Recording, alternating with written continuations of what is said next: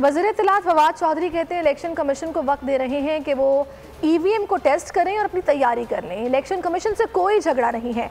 Opposition EVM को समझे बगैर मुखालफत कर रही है। माजी में पीपल्स पार्टी और नून लीग भी ईवीएम पर तजावीज़ ला चुकी हैं। बोले नवाज शरीफ की फैमिली भी ओवरसीज़ पाकिस्तानी है। हम चाहते हैं कि हसन और हुसैन भी अपने वालिद की पार्टी को वोट दें। बोले हुकूमत ने ओवरसीज़ पाकिस्तानियों को वोट का हक देने का वादा किया था और हुकूमत अपना वादा पूरा करेगी। पाकिस्तान में बुनियादी ज़रूरत की चीज़ें खित्ते के ममालिक से सस्ती हैं।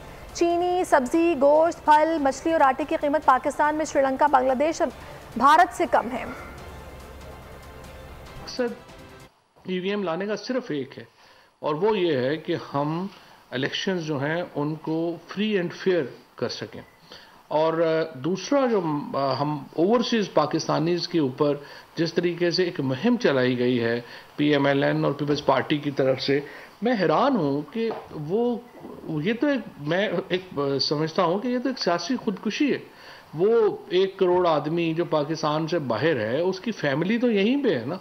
आप उन तमाम के खिलाफ एक मुहिम में जो है वो जुट गए हैं। बहरहाल हसन और हुसैन को भी हम ये मौका देना चाहते हैं कि वो भी ज़िंदगी में कभी आके अपने पापा की पार्टी को, साबिक पार्टी को जो है वो वोट डाल सकें। तो हम देख रहे हैं कि असल में जो एसेंशियल्स हैं उनकी कीमतें जो हैं वो नीचे जा रही हैं। अगर आप वीट की कीमत देखें, आटे की कीमत को अगर देखें और उसमें वो जो 30% कंसेशन जो इंशाल्लाह जनवरी से शुरू हो रही है, जो हम राशन प्रोग्राम शुरू कर रहे हैं और उसमें 30% की हम रियायत दे रहे हैं जो 31,000 से कम आमदनी के लोग हैं, अगर आप उसको शामिल करेंगे तो आज आटे की कीमत उन लोगों को जो 2 करोड़ लोग हैं उनको एक्चुअली 2018 की कीमत से कम में आटा मिल रहा है। सब्सक्राइब करें और बेल दबाएं ताकि कोई खबर रह न जाए।